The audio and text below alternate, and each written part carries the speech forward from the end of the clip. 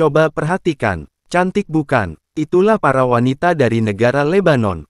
Parasnya yang cantik, kulitnya yang mulus, rambutnya yang bergelombang, bodinya yang aduhai, bagaikan gitar dari pulau seberang. Bukan rahasia lagi, bahwa negara ini merupakan salah satu negara penghasil wanita cantik. Siapkan posisi panjenengan, mari kita bongkar fakta-fakta yang ada di Lebanon. Oke, langsung saja kita wear. Lebanon adalah sebuah negara bekas pendudukan Prancis, yang merdeka pada tanggal 22 November tahun 1943. Ibu kotanya berada di Beirut. Luas wilayah Lebanon yaitu 10.452 km persegi. Salah satu negara di Timur Tengah ini berbatasan dengan Suriah di sebelah utara dan timur, Laut Tengah atau Mediterania di sebelah barat, dan Israel di sebelah selatan. Beirut adalah ibu kota negara Lebanon dan juga menjadi kota terbesar di negara tersebut. Kota ini didiami oleh 1,2 juta jiwa, tetapi bila daerah metropolitan di sekitarnya dihitung menjadi 2,1 juta, kota ini mendapat julukan Paris di dunia timur karena suasana kosmopolitannya.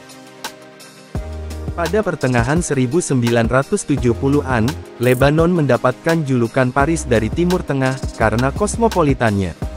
Saat itu, negara ini memiliki sejumlah masakan berkelas dunia, bangunan bergaya Prancis, hingga para wanita yang mampu bergaya modis. Julukan itu telah disematkan selama 60 tahun terakhir.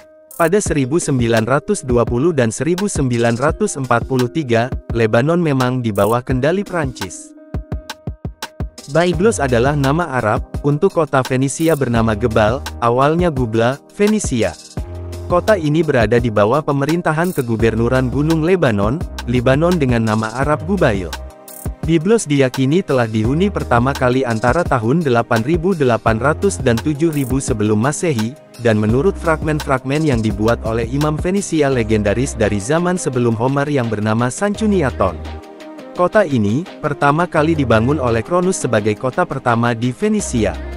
Merupakan salah satu kota tertua di dunia yang terus-menerus dihuni dan situs yang terus-menerus dihuni sejak tahun 5000 sebelum Masehi, sekarang dinyatakan sebagai sebuah situs warisan dunia UNESCO, dan merupakan salah satu objek pariwisata di Lebanon. Lebanon memiliki 4 musim, yakni musim panas, musim dingin, musim gugur, dan musim semi. Bahkan beberapa pegunungan bersalju di Lebanon saat musim dingin mencapai suhu di bawah 0 derajat Celcius. Perekonomian Lebanon mengikuti model laissez-faire. Sebagian besar perekonomian menggunakan dolar, dan negara tidak membatasi pergerakan modal melintasi perbatasannya. Intervensi pemerintah Lebanon dalam perdagangan luar negeri sangat minim. Ekonomi Lebanon mengalami ekspansi yang signifikan setelah tahun 2006, dengan pertumbuhan rata-rata 9,1% antara tahun 2007 dan 2010. Setelah tahun 2011, ekonomi lokal dipengaruhi oleh sipil Suriah, tumbuh rata-rata tahunan sebesar 1,7% pada periode tahun 2011 sampai tahun 2016 dan sebesar 1,5% pada tahun 2017. Pada tahun 2018, ukuran PDB diperkirakan sebesar 54,1 miliar dolar.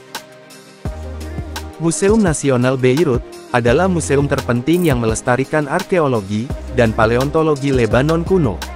Tempat itu dirancang dengan gaya yang terinspirasi Prancis dan secara resmi dibuka untuk turis pada 1942.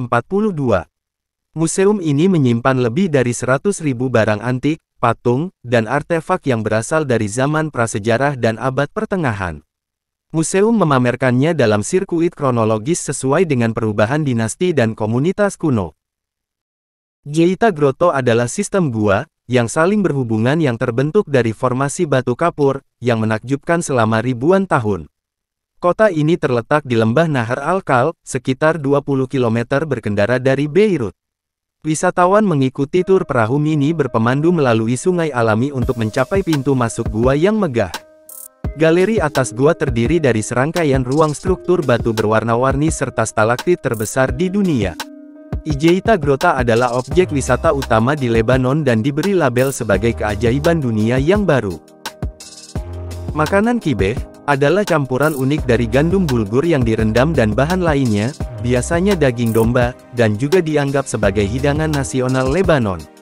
Dibumbui dengan harum dan dimakan sebagai camilan untuk makanan santai atau perayaan, kibbeh bisa mentah, dipanggang, digoreng, diisi, atau disiapkan dalam versi vegetarian, diisi dengan kentang, labu, dan tomat. Saat menuju wilayah Baalbek, panjenengan akan disuguhi pemandangan perkebunan anggur. Wine telah diproduksi selama 6.000 tahun di wilayah ini sejak zaman Romawi. Lembah Bekaa yang terdapat di pusat Lebanon merupakan wilayah yang sempurna untuk pertanian anggur. Beberapa produsen anggur di Lebanon juga menawarkan tour and tasting di perkebunan anggur mereka, salah satunya adalah Cetu Kesara. Lebanon dikenal sebagai pusat pendidikan tinggi di Timur Tengah, dengan lebih dari 40 universitas yang tersebar di seluruh negara. Universitas-universitas di Lebanon terkenal karena kualitas pendidikan tingginya dan menghasilkan lulusan yang kompeten dan terampil. Lebanon memiliki festival musik dan budaya yang sangat terkenal di dunia, yaitu Festival Beit Edin yang diadakan di Istana Kuno Beit Edin di Lebanon Selatan. Festival ini diadakan setiap tahun dan menampilkan pertunjukan seni dan musik dari seluruh dunia, serta pesta kembang api yang spektakuler. Di Lebanon banyak sekali makam orang-orang saleh, diantaranya sahabat Nabi Syabib Al-Kilai di Saida dan Ummu Haram di Beirut, Imam Al-Auza'i, Sultan Yakub Al-Mansur, Syekh Abdul Basit Al-Fahuri dan Syekh Abdullah Al-Harori. Ada juga beberapa nabi yang dimakamkan Lebanon seperti Nabi Nuh di Bekka, Nabi Yusya bin Nun di Tripoli. Statue of Our Lady merupakan patung raksasa Bunda Maria yang berdiri di kota Harissa. Setiap pukul 15, patung dapat berputar hingga 360 derajat.